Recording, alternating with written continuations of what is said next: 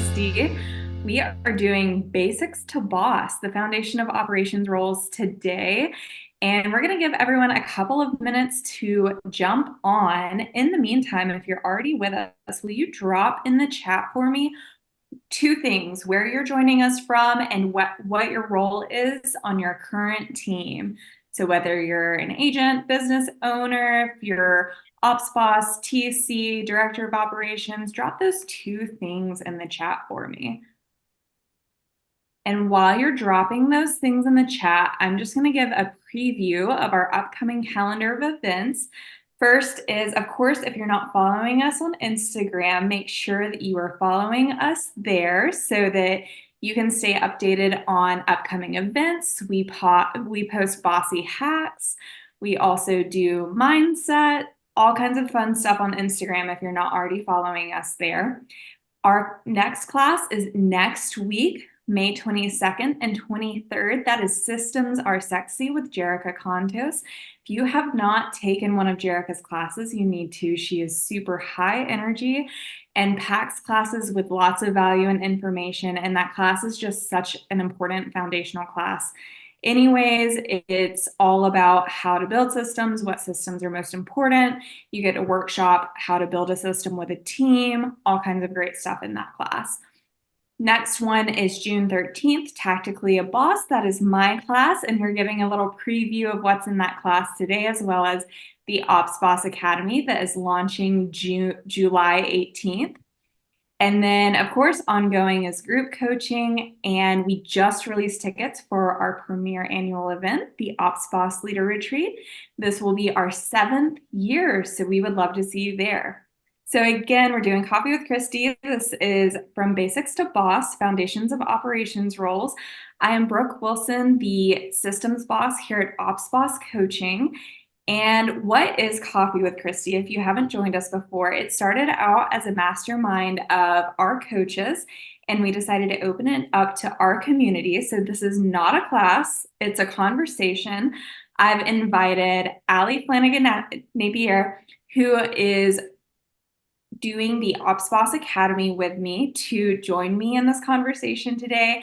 But of course, it's a small group, so we encourage you all to participate. You can come on camera and chat with us or drop things in the chat. We would just love to have you participate in the conversation too. So like I said, Allie is here with me today. Allie, do you want to tell us a little bit about yourself? Sure. I am the Director of Operations for the Kimberly Davis Group. We're based out of Dallas, Texas. I have been with Kim for about 5 years now, almost 5. May 20th is my 5th year anniversary. And I was in person with her for the first 3 years, and I've been completely remote for the last 2. So lots of experience in flexing through my role. I started with her as a transaction coordinator, became a listing coordinator, operations manager, now director of operations. So I've moved around many chairs and many hats in the role in my time. And other than that, love helping small businesses all the same. I have some experience in the fitness industry and weddings. So happy to be here and really excited to be doing this with you, Brooke. We're excited to have you. Okay, so Allie actually had the really fun idea. We've never done anything like this before. We are going to start off Coffee with Christy today with a game. So we're going to do a game that helps us just assess our professional growth in 3 areas. It's how well you know your role, how well you communicate, and how well you manage your time and your energy. So I'm going to read out some statements, 15 statements, and you are going to participate by 1, if it applies to you, I want you to give yourself 1 point. Super simple. If it does not apply to you, I want you to take away a point. And then at the end, we'll tally up our scores, and it will give you your boss mode score. So it'll just give you an idea of things where you might want, this is where I'm doing really well. That's so exciting. That's a strength of mine. Or, hey, this might be an opportunity for growth. So no one's on camera, but I'm hoping not everyone is driving and doing other things and can participate. But if you are driving, just kind of mentally keep a score or think through the statements and reflect on how well you do in that area. So drop in the chat for me. Are we up for this activity? Are y'all ready? Can you give me like a yes? Boss mode, we're ready. Let's do it. I love it. Okay, so ready. Perfect. I'm so excited. I was nervous when everyone wasn't on camera. I was like, I hope everyone wants to do this game because I thought it was so awesome of an idea. So first question slash statement. 1, I regularly review and update my job description to ensure alignment with current expectations. I regularly review and update my job description to ensure alignment with current expectations. Second statement, I understand how my role contributes to the overall success of the team or organization. 3, I communicate proactively with my leader to clarify expectations and seek guidance when needed. 4, am I moving too fast or too slow? Am I good? Okay. I just want to make sure everyone's following along. And for anyone who hopped on in the middle of this, we are playing a game and tallying our boss mode score. So you add a point if the statement applies to you and take away a point if it doesn't apply to you. So going back, number 4, I take initiative to identify and address areas where I can add value beyond my assigned tasks. 5, I consistently meet or exceed performance expectations in my role. 6, I actively participate in team meetings and discussions, contributing my ideas and insights. 7, I adapt my communication style to suit the preferences and the needs of different individuals or groups. 8, I actively listen to others without interrupting or judging their perspectives. 9, I have a dedicated and consistent way to provide progress updates to others. 10, I have confidence that my leader could tell someone else what I am working on and how I contribute to the team's bigger picture. 11, I prioritize tasks based on their urgency and importance. 12, we're almost there. We got 15. I break down larger tasks into smaller, manageable steps to avoid feeling overwhelmed. 13, I schedule regular breaks and incorporate activities into my daily routine that give me energy. 14, I use technology to automate repetitive tasks and streamline workflows wherever possible. 15, I set realistic deadlines for myself and hold myself accountable for meeting them. Okay, those were our 15 statements. So I'll give everyone a second to tally up their score. If anyone wants to share their score or say what they were surprised by, feel free to drop it in the chat or just come on camera or voice and tell us. Did anyone have any ahas of, that might be an opportunity for growth? That's not something I'm already currently doing. So now that we've had a chance to reflect on the boss mode scores, let's dive deeper into the 3 foundations that we were talking about. So first one, focusing on your role and knowing what matters. So how many of you have a job description or have an updated job description? I know I'm a little guilty of this. I have one. It needs to be updated. As I've been writing these classes, I'm like, oh, mine needs to be updated. I'm pot calling kettle black. Definitely need to do better. I do. Okay, perfect. So first rule here is having a job description and how important that is. And two, having a system to regularly update your job description. I would say that needs to happen. I would look over mine at least once a quarter. And then anytime there's a major change in the organization or in your personal life. And then if you're struggling to create a job description, the first step that I would take is tracking your activities over the course of at least 2 weeks. What are you doing daily? What are you doing weekly? What are you doing on a monthly basis? Any other tips on that, Allie? I feel like I've been talking this whole time. Yeah, I like what you said about giving yourself 2 weeks to track your activities. I think that's really important to know the difference of, I think oftentimes it's pretty relatable that we start with these job descriptions and then we migrate a little bit as we figure out what our natural talents are and we start to see what are the teams that we're working with their natural talents are. And so updating this can be really important, not just for you to have a really clear understanding of what you're trying to accomplish, but for everyone else on the team to be able to see what overlaps or gaps you have in coverage in general. Absolutely. And I think one really important thing that you said is learning everyone's abilities as well as your own, because sometimes up front, when we get that job description, we think, absolutely, I'm going to crush this. This is great. And then we get into the role and we realize sometimes some things are our strengths.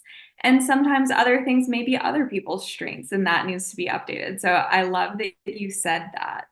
Um, Allie, you have hired and trained an ops team. Have you had any ahas as far as how people win when they have a very clear job description?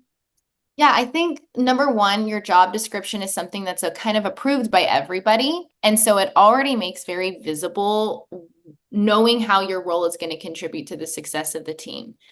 Because it's really hard to drive results in your role if you have no idea clearly what your role is and what areas you're responsible for driving results. It becomes really apparent if something gets dropped, and it becomes harder to recognize the things where you're really successful in if they're not some clear boundaries. And in a lot of industries, these boundaries are not very clear. I mean, I am somebody that's always kind of worn a lot of hats on my team at the same time. And so having a job description isn't about putting, a cage around you. It's about trying to understand what your path and roads are that you're owning where versus the ones that you're supporting. So I think it's just really important to know your role in all of these different situations.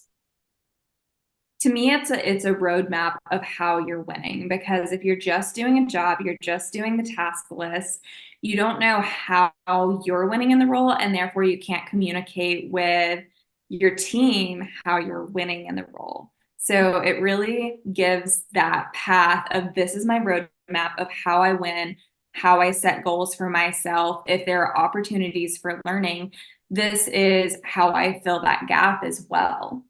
So, one thing that comes up a lot is that kind of like unending task list and identifying what are your must do's, the day to day that has to happen for the business to keep rolling, and then versus your goals. We refer to it sometimes as the 80 versus 20.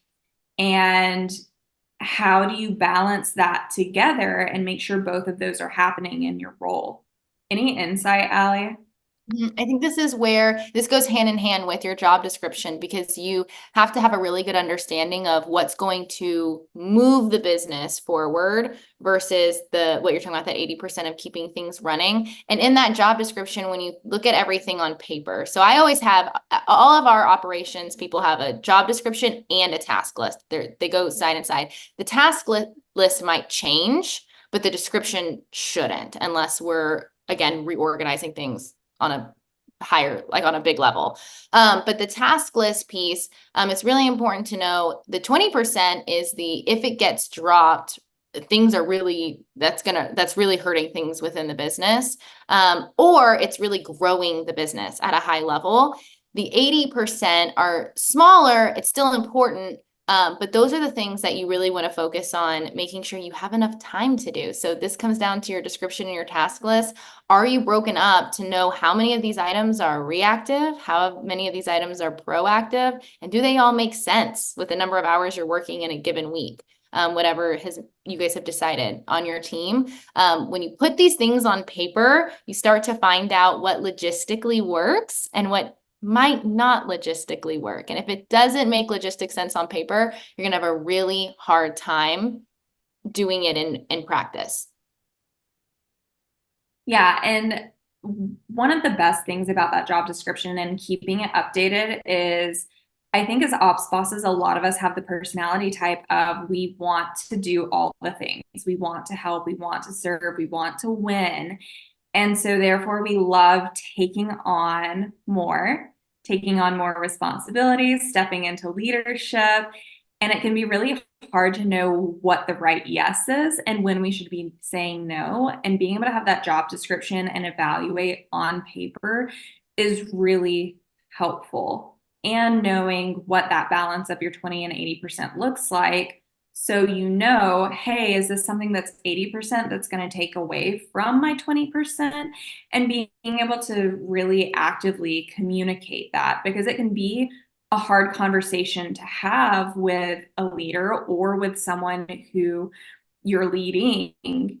But if you can look at it on paper like that in that organized way, it makes the conversation a lot easier. Have you ever had to have conversations like that in your role or with someone you're leading, Allie? All the time. I think that this is the Yeah. biggest one. When you look at whether you're doing weekly accountability or however you're reflecting or getting organized, some people sit down and do their time blocks on a weekly basis, monthly basis, right? Your 20% is a constant conversation you have to be having, and it goes both ways. As someone that is constantly being mentored and driving results, I'm having those conversations upward, and then also in holding other people accountable, making sure that they realistically understand, okay, of the 50 things that need to happen this week, what are the 3 or 4 that are the glass balls versus the rubber balls, right? Like if you're juggling everything, rubber balls will bounce back, glass balls won't, they'll shatter. So where is our 20% and what's the opportunity cost if that doesn't get done? I feel like that's a constant conversation you need to be having because we're people and we get busy being busy. And it's really hard to reorient ourselves back to what actually matters and what's going to move the needle. Absolutely. So, one last thing on knowing your role and focusing on what matters. Another principle is taking initiative and adding value beyond your assigned role. So, what are some great ways that you look for, Allie, for someone to show up as talent and grow into leadership to add value just beyond their assigned role?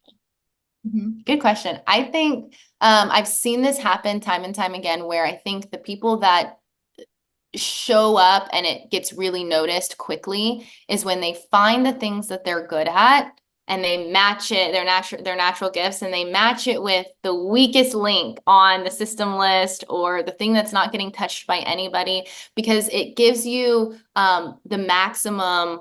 You have a bigger gap, right, to fill. And so it gives you maximum opportunity to be seen, for your opinions to be heard, and to really go in and make waves, especially again, if something's been forgotten about, or maybe it's been in the parking lot for forever, or it hasn't been overhauled or re-looked at in like 5 years. Those are the things that when you can go pick something up off that list and really drive results, I think it's really noticeable because people have been living without that thing for so long, or it's been broken for so long. I remember one of the girls on my team went through and called through the vendor list and made sure we had 5 people per category. Such a small thing, but every single agent on our team noticed. I was hooping and hollering because it's so small, or it can be seemingly small, but she's really great at taking big projects and chunking them down. It took her like 3 or 4 days to do it. And it drove a huge result for us because when you're an agent or you're trying to get a bid for something, I'm usually on the listing side in the admin room, you're trying to call through vendors for bids. You want to make sure, like, have these people been vetted? Where did we get them from? And so it was just all right there and done. And it was a beautiful example of matching your natural talents with something that's been neglected. I love that. That's such a great example. Is there anyone here that struggles with knowing your job description or how to do that with someone that you're leading, knowing how your role contributes to your team's success, identifying, must do versus what your actual goals are, your 80 and your 20, communication, or bringing value beyond just your job description? Is there anyone here who has questions around that or thoughts around that? I'm super patient. I feel like this can be, with the silence, this is one of the hardest ones, I think, for people to really pull apart and digest because there's always a fear of like, am I doing enough? Am I doing too much? I don't know. Where's that line? Mindy said, I took on a role that had no description or clear vision. I think a lot of us have been in those roles. And so I've had to create it as I go. It changes a lot right now, so it feels really foggy sometimes. I really need to sit down and map this out. Right now, I feel like I'm either drowning in the tasks or undecisive about what goal I should be working on. Wow. Yes, that is a super common problem that we see, Mindy. You're not alone. And also why Allie and I have been writing out the classes that we have been to help people answer these questions and have systems to be able to get clarity around it. So you said it changes a lot and you're really foggy. Are you having conversations with your leader, Mindy? Like regular conversations, or are you kind of doing this in a silo? If you don't mind talking about it. Hey, Hi, Hey Mindy. there. I have a really bad cold, so I was trying to hide behind the screen, but this will be easier.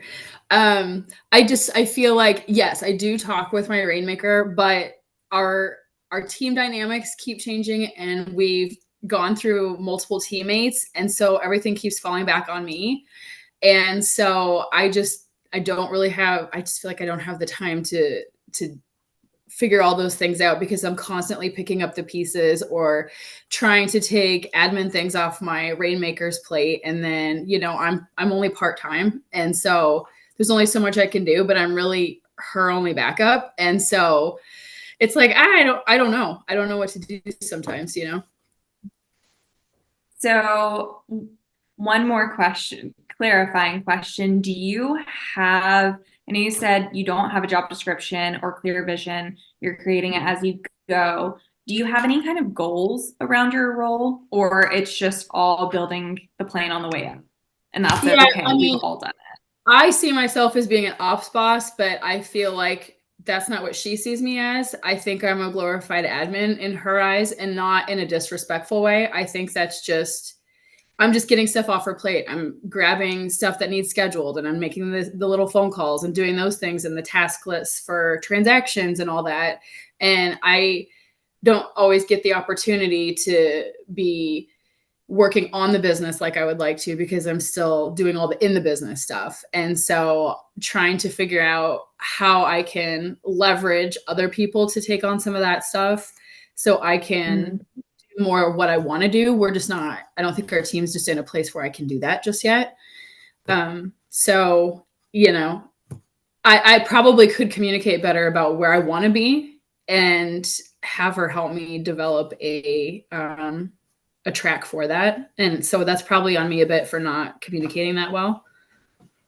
If I were you, I would start with the job description of what you're currently doing, all of that, pulling off the plate, all of the transaction, anything else that you're covering. Start with having a clear job description.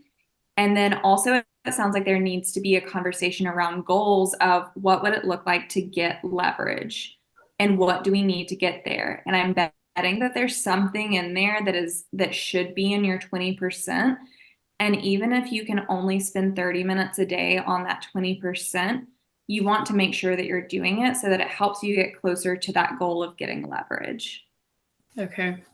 When you're doing that job description and it's becoming abundantly clear what is the 20 and what is the 80, that's going to give you some automatic relief in a sense, because you're going to have a good understanding of that 80%. Like that becomes this is my to automate list. This is my to systematize out first list, because I want to spend as little time, and not in a bad way, I want it to be efficiently, purposely driven time enhanced by technology or leverage. That is what that 80% comes from, because I want all my brain power as much as I can, right? I want all my brain power to be focused on the 20%. And so it's going to give you two different buckets of goals, because your 20% is going to require different parts of your brain. Your 80% is I need to find out, chunking one or two things at a time to say, how can I automate or become more proficient or efficient at this? So my 80% isn't taking up the bigger chunk of my week. Okay, that makes sense. And just keeping that communication with leader consistent when you're having these conversations. Maybe it looks like every week talking about what's on your plate and what your goals are for 15 or 30 minutes. And it's just that. It's not all the other things in the business. It's not what Rainmaker needs from you. It's just your goals and your priorities in the role. Okay. I have struggled because I'm sorry, this is not the Mindy hour. I'm not trying to sabotage the cold call. No, this is a real life, know your role, focus on what matters. It's helpful. Okay. Thank you. I appreciate it. Cause I do, try to communicate what I'm working on. And she kind of has the mindset of, I trust you. I know you're going to get it done. I don't need to know all the details because I'm too busy doing all these other things, in a nice way. And so sometimes it's hard to keep her attention to want to hear what I'm working on, because she's her brain's already gone. It's already brain dumped and it's ready to move on to the next thing. And so it's hard to get her to focus sometimes. So I think that's where I need to figure out how to better communicate with her, I think. You just segued perfectly into segment 2, which is communicate effectively and working with others. Thank you so much. So I definitely understand that. Christy's not a rainmaker. She's the CEO of OpsBoss, but I have one of those. She does not want all the details. She wants the high level, or I can see her start to text on her phone. Sorry, I'm calling Christy out right now on Coffee with Christy and Crew. So is there a way that you can communicate it? I'm going to guess she's probably high D if that's what she's doing, like Christy is. Is there a way that you can communicate just the very highest level, short in a few words or less, what you need to communicate, instead of trying to give all the details of that one thing? Yeah. That's what I would ask. Yeah, I think so. Here are the results, or here is exactly what I need, or this is one thing we talk about in the academy is, your rainmaker or your leader, they should be a solution approver. So you bring the thoughts and ideas at a high level so that they can approve the solution, not be the problem solver anymore. You're the problem solver. Yeah, so and I think that's where she falls into. She's like, I trust you. I know you're going to come up with a great solution. I don't need to know all the details. Bye. So, yeah. Absolutely. Yeah. Okay. So, well, with that being said, let's talk about communication a little bit. Adapting communication styles to different individuals or groups. So we kind of started with that conversation. Allie, do you want to talk a little bit about that and how it works on a team? Yes. So you unfortunately probably don't exist in a silo, and there are a lot of different personalities. I know my team has a ton of different personalities. We do lean pretty heavy on the DISC. We also lean pretty heavy on the Enneagram. So we're all kind of into all of that. We know each other's numbers and each other's letters. And that helps a lot. But one thing that it also brings to light is just how different we are and how differently we have to communicate with each other. So even Mindy, I'm going to pick on your example for a second. I also work with my CEO, Rainmaker, is a very, very high D. And I have a lot of C rolled up in me, a lot of calculation. And so I like numbers and I like games, and I like games that I can play by myself. And like one thing there is it almost making it a game of how few words can I say before I make her say wow or cool or what? Like she wants to know more. And so finding ways that you guys can all exist together and everyone's getting what they need, because I get what I need. I get some affirmation, what projects are working, and I need to continue to push into them. I'm getting feedback in a way that also makes sense with her personality and how she likes to communicate. And I would say that on a team, and any team, it doesn't have to be just real estate, but any team, your ops people tend to be SC personalities, and your sales team tends to be DI mixture personalities. And so learning to communicate together is going to be one of the best ways to not bottleneck yourself in your career and personal development, or bottleneck your team. Because I know that we've gone through growth phases on my team where a majority of the 40-hour work week is going to conversations because of miscommunications that happened previously. And so the faster you can clean that up, the faster you're going to go and the faster your team is going to go. Yeah, and for anyone who doesn't know DISC, super like 2-minute version, DISC is DISC, with D being your driver dominant. They don't like the details. They want the high level. They want to move fast. They can be like a little aggressive. They're like gonna push and drive forward. I is, oh my goodness, Allie, help me. What's the word? Those are your fun. Those are your woo people. They are influencers. They like to chit chat. They like connecting with people. But eyes are a whole lot of fun. They're the people that you're ordering something at the coffee shop and they're making conversation with you from behind. Those are your high eyes. Allie is an I. I am an I. Or Allie has a lot of I. And then S is going to be your steady. They are very like day to day. They're moving at just, regular pace. They aren't quite C, but they like, a good amount of information. They are, just checking, making sure everyone is kind of like following along on the track. And your C, they're conscientious. So they are checking all the details, they're analyzing, they want facts, they want lots of information. So, and they might move at a slower pace because they want all the information. And then you have fun combinations, like you might have a DC, which is your driver, and they're super high attention to detail, want all the facts and information. So that's a really quick disc, and we do go through that in the class and talk about high I. Yep. So you don't need to know DISC. Like once you get an overview, you'll just start seeing people in the world as their DISC profiles.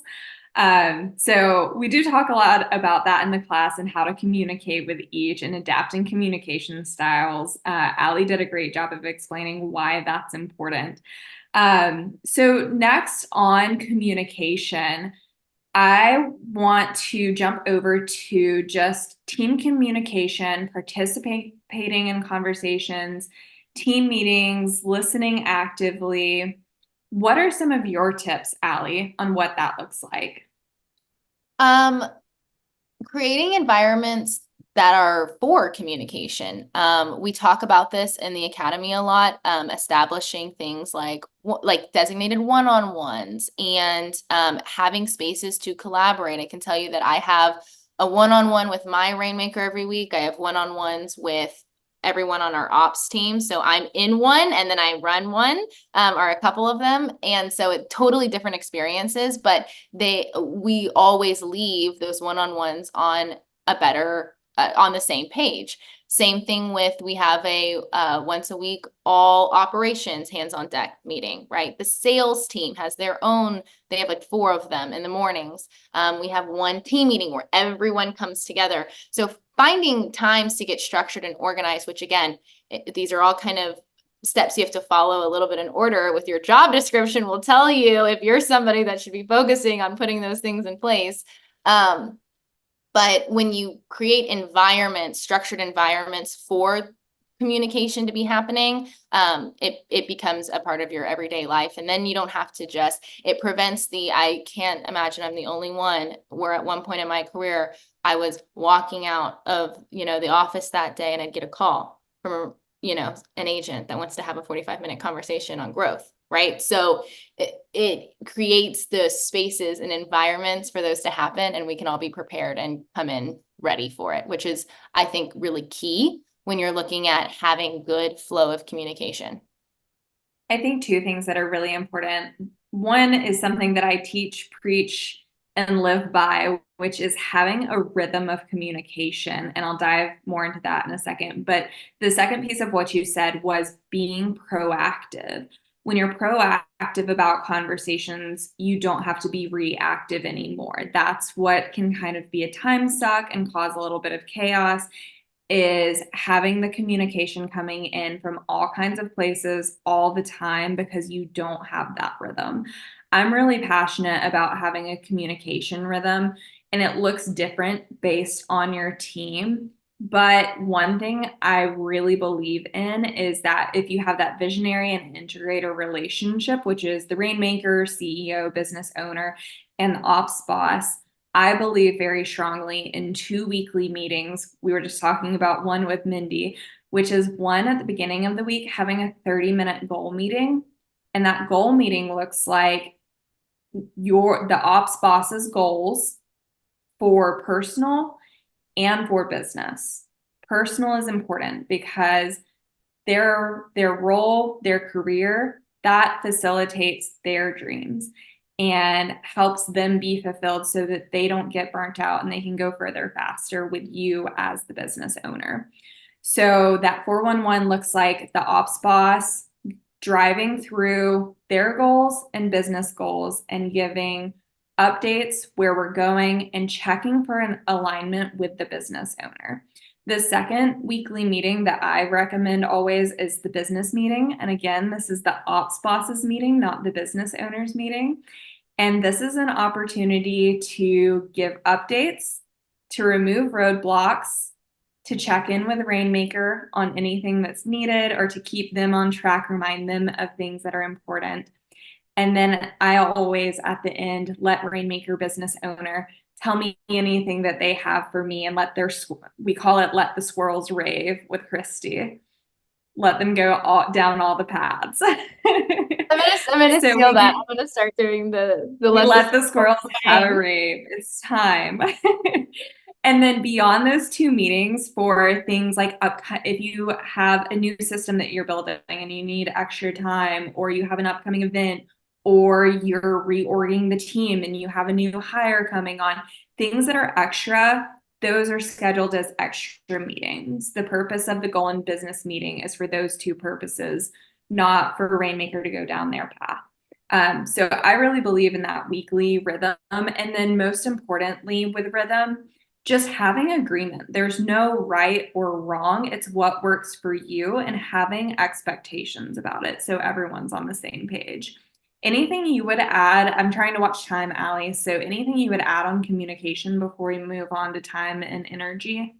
Just one thing. I think something that I've learned through my journey and collaborating with other people, I think it's a pretty similar to highlight, is that it's really easy to do things that work, right? But they're not duplicatable. And I probably put a lot of things into place when I was like an admin solo on an island of one that didn't work. I brought on one other person and it broke the system. And so when you're doing these things, especially if you're wanting to grow something, bigger, and you're going to want to bring on some leverage and maybe train somebody at one point and get a little crazy and do their check-ins, twice a week. Keep in mind that these things that you're putting in place for yourself with your relationship and your rainmaker, those things can scale. And so I learned, and I had to go back and redo a lot of things that if I would have put them in place as I was building, would have been really helpful along the way. Absolutely. Is there anything that anyone here struggles with communication that we can cover really quickly before we move on to time and energy? Communication, working with others, anything like that? Cool. We'll move on to time and energy and staying productive to increase your longevity. So we're going to go back to Allie. I think one of the things that I've learned from you is you prioritize creating energy in your day really well. Will you tell us a little bit about the ways that you do that? Well, thank you.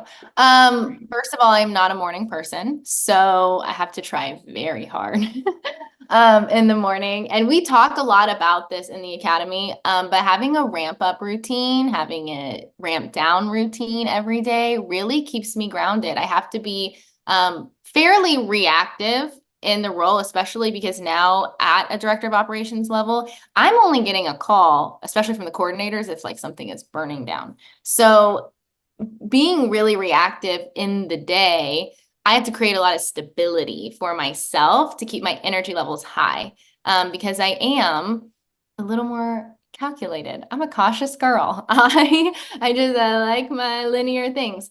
But some of the things that I think are so important that you should be looking at, and again, we dive into this a lot in the academy. Some of the things you should be looking at are you getting your steps in? Are you moving your body? I'm a really big believer in moving your body. I am always playing music and changing the vibe of the music throughout the day. Those are things that can just really keep your energy up. And I know they've helped me a ton because when I first started in career in general and had to be somewhere by 9 o'clock, that was really hard for me to be dressed and ready and peppy and ready to go. So those systems have really saved me, I feel like, throughout the years. So a couple of things on that I'd like to ask you about. One is I think you do a really great job of maintaining boundaries. So to protect that time, what are some of the systems that you have in place for that? You got really good questions today, Brooke. I would say, actually one of them is finding the third door. You can't automate a message to go out from your phone. So I did a lot of Googling, like rabbit holes of Googling one day, and found a way to rig it where someone texts my Google Voice line, it shoots them an automated message between certain hours saying that I'm out. And I was able to rig it up for free. I became a coder that evening.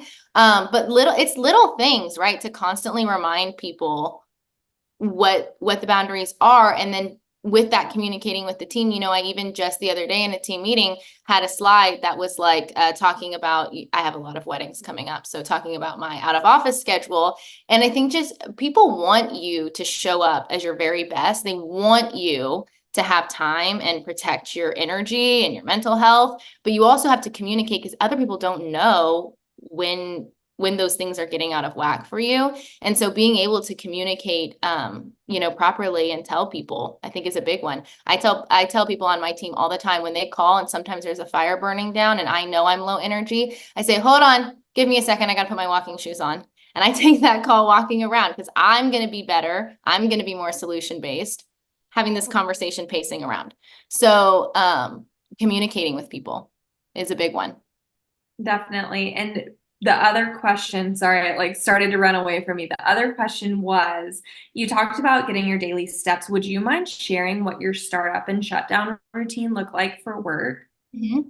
Yeah, so my startup routine is always the same. I listen to 3 songs and that changes. But whatever 3 songs I'm into, and my routine takes only that long because I learned, not being a morning person, that everything will fill the time that you allow. So if you want to have an hour, 2-hour, startup routine, you can. And I definitely can, because I will just let it go on and on and on. So 3 songs, that's all I get. And in those 3 songs, I do the same thing every day. And even when I'm in office, I did the same thing. We have an electric kettle. So I start my kettle. That's how I know that I'm starting the day. Start my tea kettle. I play my 3 songs. I put my walk breaks on my calendar for that day because sometimes one's at 10, sometimes one's at 12, right? It just kind of depends on my day. But I put my walk breaks, I get 2 of them, 10 minutes each, where I go outside. I have gone outside in the rain. My team does make fun of me. And I light my candle and then I get going. I open everything up and I start every day going inbox to 0. And by the time I get to the end of the 3rd song, I'm inbox to 0 with my to-do list done from putting my inbox to 0. And then I get going for the day. I take my phone off, do not disturb at the end of that 3rd song, and I'm live. I'm ready to go. I love it. And shutdown routine. Does it look similar, different? Yeah, actually, it's just the opposite because I don't know. I didn't put that much brain power into it, but it's the reverse. I'm inbox to 0. That's first. I switch from my like office calm music back to my like what I really like listen to in real life music. 3 songs. I grab a water bottle. I immediately shut my computer, even if I still have work to do. Because my job is not always 9 to 5. I have stuff that bleeds over. I do have stuff that's urgent. I have stuff that, agents starting tomorrow and I haven't onboarded anyone. So, I make it a big priority to say at 5, I am done for the next hour. And so I do ramp down at 5. And if I have to log back on later on, after, my household's asleep and the dogs are up and everyone's been fed, then that's what I'll do. But I do ramp down right at 5 and I immediately go back to try to get my steps. I try to get anywhere between 75 to 10,000 steps a day. I work from home, remember? So if I don't prioritize it, it literally won't happen. I could go 7 days without moving from my desk and the couch. So I think a lot of us understand that. So Allie, fun question. What music do you listen to in real life? honestly, all across the board. Right now, I'm really into Taylor Swift's album. There's another ops boss that I know is a huge Taylor Swift fan. Her name is Michelle, so find her on the Facebook group. But I've been listening to the new Taylor Swift album and like Noah Kahan. But yeah, all kinds of stuff. I get really fixated on albums. Because you can like listen to them in the background, but it's also not like it's something I'm familiar with. It gets me back into my rhythm. I like to listen to when my starting up for the day and ending the day. I like to listen to something where I know all the words because I don't know, it does something for your energy to belt it out. I love that. I already knew the answer to the question. I just wanted to hear you say it. Thanks, Brooke. You're such a big Swiftie. So on the other side of managing your energy, I love your startup, your shutdown, your boundaries. On the other side, that I think is really important when you're in the workday, how do you manage your energy in the workday? And I am really passionate about it depends on how you work best, but I always talk to people about your green zone, your yellow zone, and your red zone as far as energy. And it can be different based on who you are and whether you're a morning person or a night owl. Like I know Allie and I are exact opposites. She will email me at 12:37 a.m. about something and I will respond to her at 6 a.m. Like that's how we work sometimes. So for me, my green zone is the very first thing in the day. And when I'm in my green zone, I want to work on my very most important projects that require the most attention to detail, the most creative energy. Those are typically my big rocks. So I'm working on those from the time that I start, and I start to putter out on my green zone around like 1 p.m. So I know after 1 p.m., my attention to detail and that creative energy starts to slip. So from like 1 to 3, sometimes 4, I'm in my yellow zone. So yellow zone is typically when I'm doing really administrative tasks, small projects that don't require a ton of energy. And then after that, and also meetings because meetings require energy.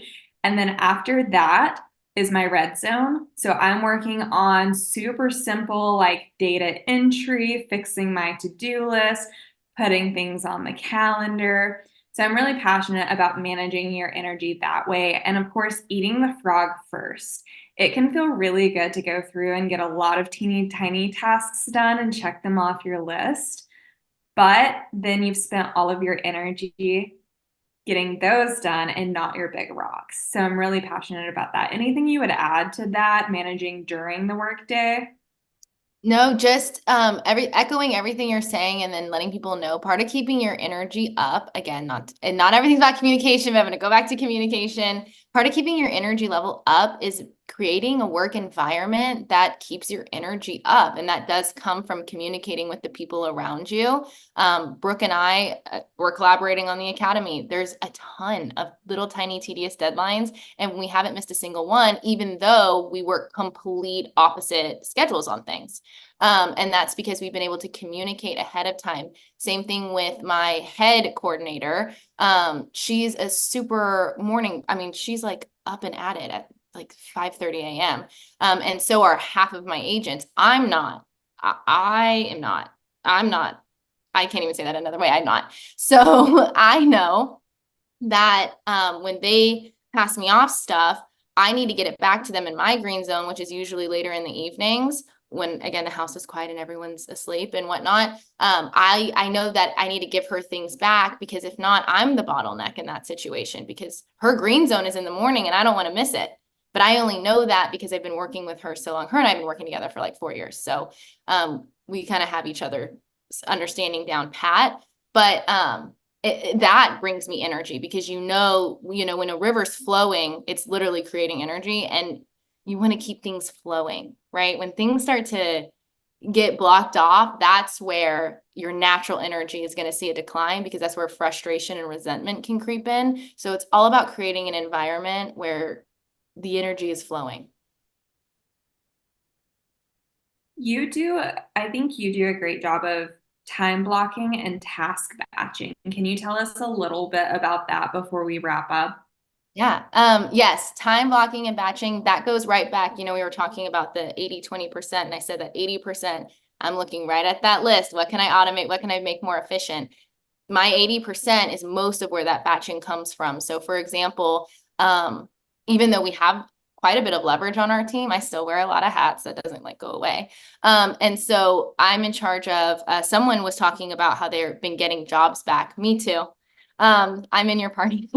But one of the things that I've taken back over the years is social media. So sometimes it's a part of somebody's role.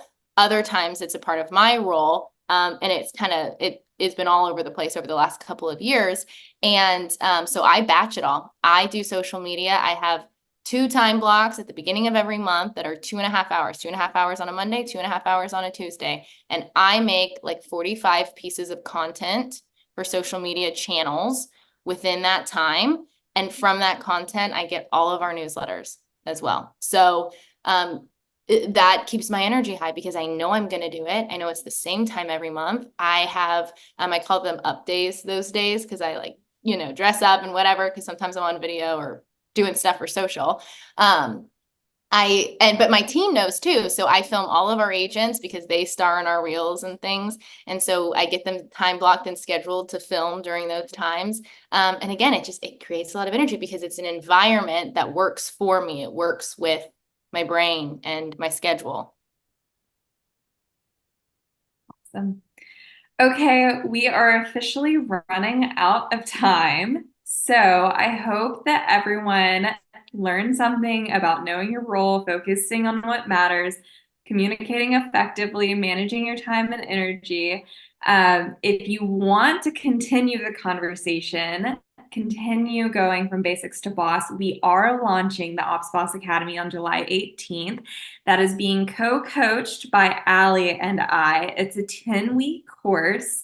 It's perfect for new admin, ops bosses who feel like they need a reboot on foundations, or someone who is training and teaching someone new to admin and needs help with that. So the 10 weeks look like week 1 is going to be clarity on job and role and knowing your 80-20. Week 2 is communication and partnership, disc, teamwork, and staying on the same page. Week 3 is time management. Week 4, task management. Week 5 is going to be all about technology tamers, emails, and document management. Week 6 and 7, because it's a long topic continued, is going to be all about capturing information, minimizing distractions. Week 8 is tracking big rocks and setting smart goals. Week 9, networking and growth plans. And week 10 is energy management systems and some fun bonus material that Allie is planning. So just giving Sheila, you dropped the links. So that information and tickets are at the link that Sheila dropped in the chat. And pricing is $750 for the entire 10 weeks, or the budget-friendly 3 monthly payments of $299 for the 10-week course. So I know I have personally been in operations for 10 years, and these are all the things that I've learned over those 10 years and wish someone had given me from the beginning, because I think I would have saved myself a lot of time and failing forward and would have gone further faster. I think it's the same for Allie. It's taken from all her years of experience, and these are the foundations that she wished that she got from the beginning. We would love to see you there. Thank you, everyone, for coming to Coffee with Christy today. And Sheila, if you would drop the other event links. Again, if you're not following us on Instagram, find us on Instagram. Systems Are Sexy is next week. Tactically a Boss is like the beginner course for Ops Boss Academy, and then Ops Boss Academy is the 10-week deep dive. Group coaching is ongoing, and of course we have our premier annual event where we all get to see each other in person at the leader retreat. So we'd love to see you in person there in October. So thanks for joining us with Coffee and Christy, everyone. It's great to see you. Bye. Good to see you guys.